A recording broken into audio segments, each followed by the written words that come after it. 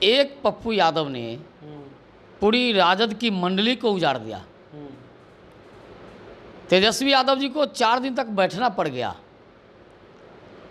और उस पप्पू यादव को भी मोदी की लहर में वो भी उड़ गए।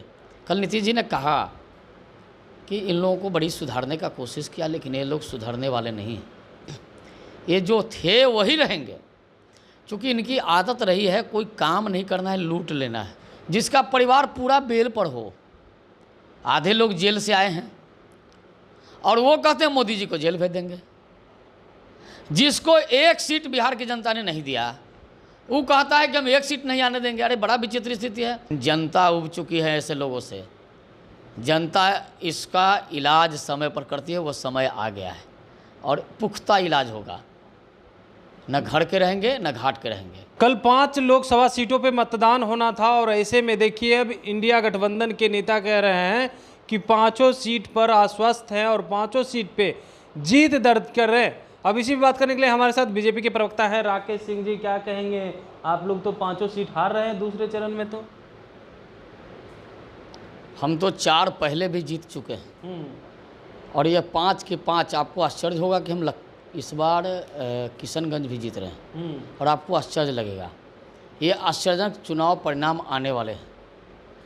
विरोधियों की जो मंशा थी उसके मंसूबे नाकाम हो गए।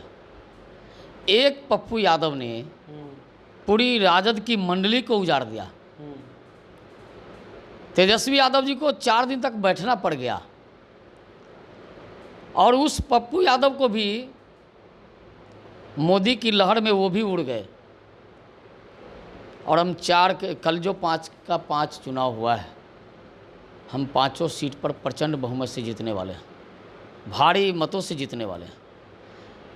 लोगों के जेहन में मोदी जी का काम बोल रहा है। नीतीश कुमार जी और उनकी सरकार, एनडीए सरकार ने जो बिहार में विकास का काम किया वो जनता खुद बोल रही है। बिहार की जनता स्पष्ट कह रही है, उसका चेहरा बता रहा है कि बिहार को जो जंगल राज से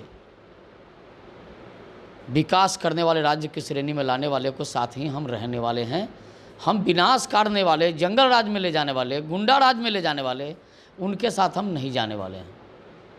पप्पू यादव कह रहे हैं एक अकेला होकर के एनडीए हो या इंडिया, दोनों को परेशान कर दिया है और जीत तो सुनिश्चित है। 4 जून को रिजल्ट आना है, देख लीजिएगा क्या होगा। देखिए, पप्पू यादव भी उसी परिवार से आते हैं। इतना तो जरूर किया है उन्होंने कि लालू प्रसाद जी की दुकान को तो कम से कम सीमांचल में, खास करके पूर्णिया में बंद करा दिया।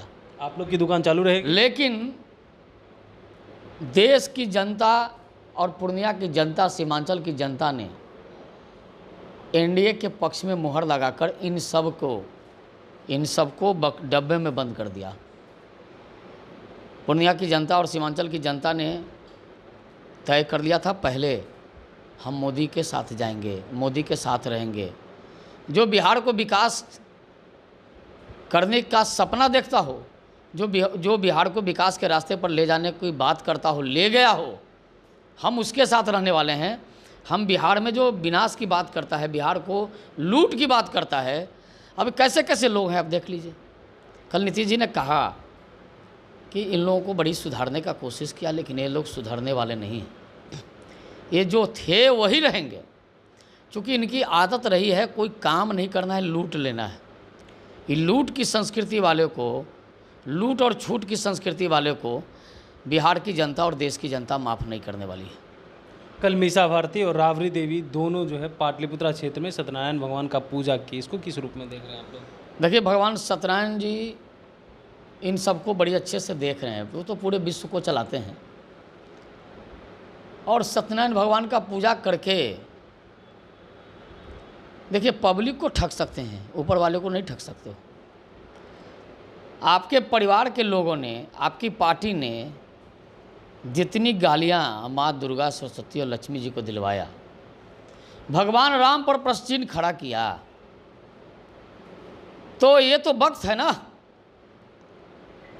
ये वक्त है जिह्वा पर सरस्वती जी बैठ जाएंगी और विनाश करा देंगे।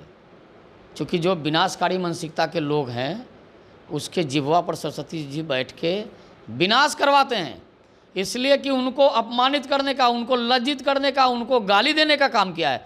आखिर बताइए, माँ दुर्गा, सरस्वती जी, माँ लक्ष्मी जी ने क्या बिगाड़ा है भाई? राजनीति करते हो ना, राजनीति करो, इनको क्यों गाली देते हो? क्यों भगवान राम और कृष्ण पर प्रश्न खड़ा करते हो? ये राम का देश है, कृष्ण का देश है, माँ दुर्गा, लक्ष्मी, सरस्वती का देश है। यहाँ तो सबों को पूजा जाता है। तो जिन लोगों ने माँ दुर्गा, लक्ष्मी, सरस्वती को अपमानित किया है, वो सत्यनारायण जी का पूजा करके क्या अपने को मुक्ति पालेंगे? क्या लग रहा है, चुनाव आया इसलिए भगवान की याद आई है इन लोगों की? अब देखिए, कलयुग में भ्रष्ट लोग ज़्यादा जब फंसते हैं तो भगवान के शरण में पहुंचते हैं। जो सनातन को मानने वाले लोग हैं वो प्रत्येक दिन भगवान की पूजा करते हैं। कभी कभी बड़ी पूजा का भी आयोजन होता है, लेकिन ऐसे वक्त में भगवान सत्यनारायण जी को याद करके, सत्यनारायण जी भगवान जी इनको रक्षा नहीं करने वाले हैं। भगवान ने भी तय कर लिया है कि ऐसे विनाशकारी लोगों को सबक सिखाना है, धूल चटाना है, और बिहार में और देश में इनको फिर से नहीं आने देना है। ये परिवारवादी भ्रष्टाचारियों को की दुकान को परमानेंट उनकी शटर गिरा देना है।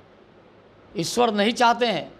महाभारत काल में भगवान स्वयं आए थे, और रामायण काल में देखिए तो भगवान स्वयं विष्णु जी आए। उसी विष्णु जी सत्यनारायण जी की पूजा ही करने चले, और आए और जितने जो षड्यंत्रकारी थे उन सबका विनाश किया। उसमें कुछ भारती और राबड़ी देवी कह रही है कि इस बार बिहार से मोदी जी का सफाया हो जाएगा, एक भी सीट जीतने वाले नहीं है। जिनको एक सीट पिछले बार नहीं मिला था वही सीट कहते हैं कि देखिए, बड़ा विचित्र स्थिति है। जिसका परिवार पूरा बेल पर हो, आधे लोग जेल से आए हैं और वो कहते हैं मोदी जी को जेल भेज देंगे। जिसको एक सीट बिहार की जनता ने नहीं दिया वो कहता है कि हम एक सीट नहीं आने देंगे। अरे बड़ा विचित्र स्थिति है।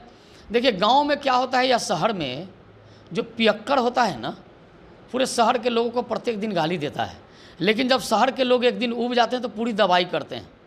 उसी तरह इस प्रकार के मानसिकता वाले जो लोग हैं, ये भगवान राम, कृष्ण में हमारे सभी देवी देवताओं को गाली देते हैं। लेकिन जनता उब चुकी है ऐसे लोगों से। जनता इसका इलाज समय पर करती है, वो समय आ गया है और पुख्ता इलाज होगा।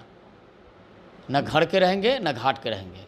बिल्कुल, देखिए वो समय आ गया है और जनता जो है इनका इलाज करेगी, क्योंकि अब वो समय आ गया है और 2024 का लोकसभा चुनाव चल रहा है।